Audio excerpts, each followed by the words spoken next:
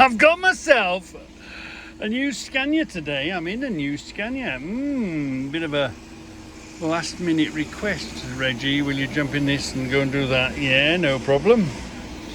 So, really pleasant, really nice, quite airy, quite boxy. It's not a highliner, it's not a tall one. But you get the sense that the steering wheel's a bit smaller. The Scania button is still here. Thank goodness.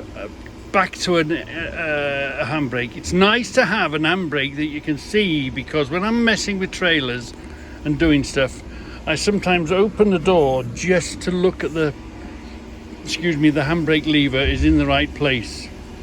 Happens to be you can't see it very well here, but when the handbrake was up there, you could always see, you always checked, if you were doing curtains or whatever, or the last thing you did before you released the brakes on the trailer, if you remembered, you open the door, you just look up at the handbrake, especially, if you're on a slope and you just want to double check yourself, because that's what happens.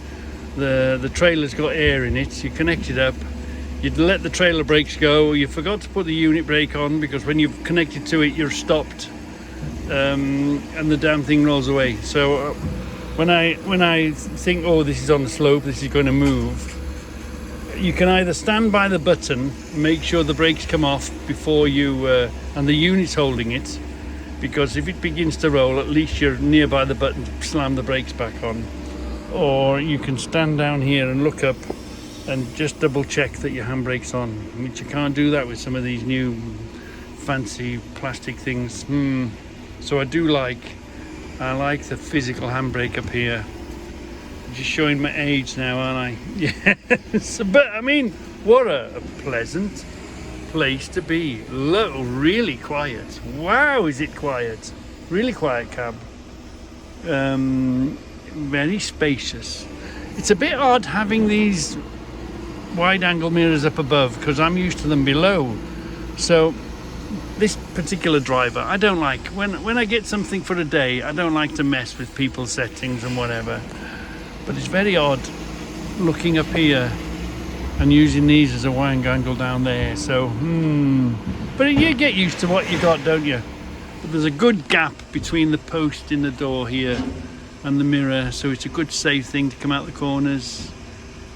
The small mirrors are above rather than below, what you're used to. Nice clear mirror here, nice clear mirror there, and we've got the cameras on. Love the cameras. Oh, now there's the thing. Now I run all my electrics into a junction box, which is powered by a cigarette lighter, and there's no cigarette lighter. Now I know that they're getting rid of cigarette lighters. They don't want you smoking. I'm not a smoker, but I do use cigarette lighters because I use these connections.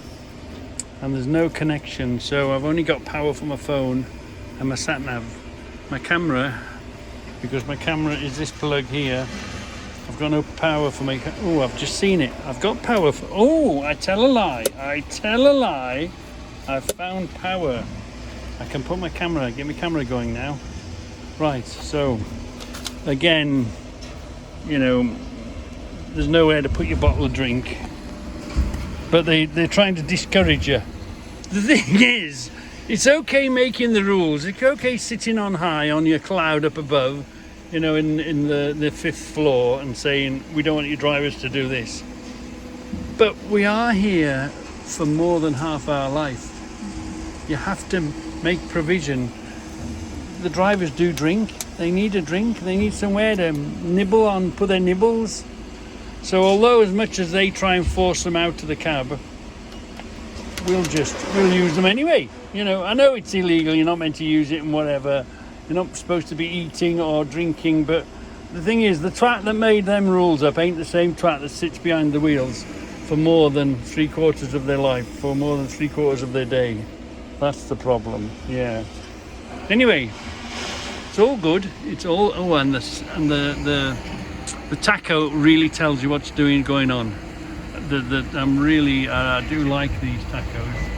They're in your face, telling you. You're not having to look at a little number on the dash and have to bring it up and search it. It's in your face. I've been sitting here now for 9 minutes, and when I can roll, I roll. So yeah, the taco is a real good taco in it. Idiot proof, I mean Reggie proof, I mean idiot proof, I mean Reggie proof, I mean idiot proof.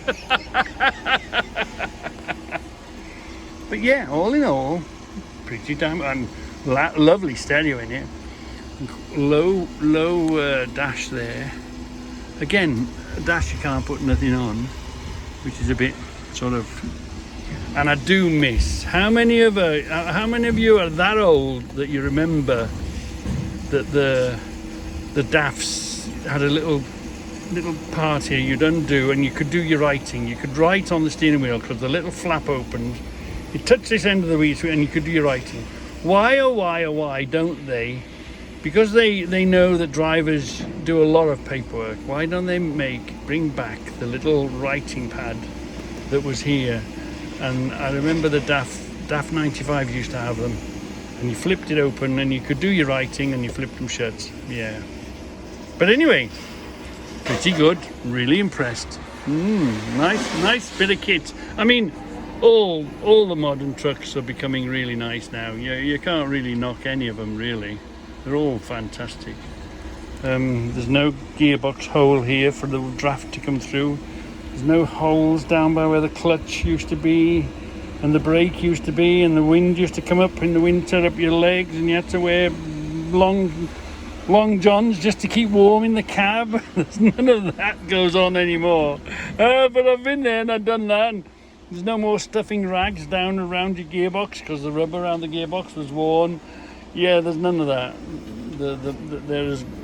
They're better than cars now, the modern trucks are. So today I'm loading tin cans. Can you see? Crushed tin cans. And I happened to mention to the Weybridge man, I had a conversation. I said, where the hell, in the Midlands, the scrapyards have always got stuff coming in. And you can only tidy up once, can't you? So I said to him, where the hell where does all this scrap come from? Once you've tidied up your place and you've put your scrap away, you've got no left, have you? Where the hell does all this scrap come from? And he says to, just happened to say, he said just in tin cans last year, they stocked up, I don't think, did he say they'd shipped it or they'd stocked it? Anyway, I think he said stocked 4,000 tons of tin cans alone last year, I think he said. Somebody must have mentioned a number to him or whatever. Look, the magnet is picking it up, putting it on the deck, and then the man in the ramp is pushing it in, lifting it into the box. Simples, but wow! Because that's the question. There's lots in the Midlands here. There's quite a few scrapyards, and they're real big, busy places. And where the hell does it all come from?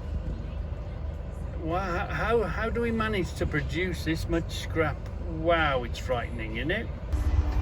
Look at this big. Look at the magnet. Isn't it a shame? No wonder things are expensive. Wow. It's that's the way it is. Obviously, it hasn't passed inspection. It isn't the right size. There's some. There'll be some reason to do it, and we wonder why things are expensive. Look at this. Wow, isn't that criminal, the stuff that gets sent to the scrapyards? Wow.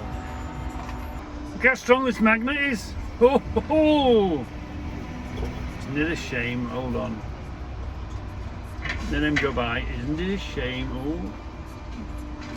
Isn't it a shame? Oh, look at all that lovely metal going to the scrap. Wow. Isn't that just crazy, man? All these lovely tubes of metal and whatever just getting sucked up. See? Wow. And off to the scrapyard with it. Blimey.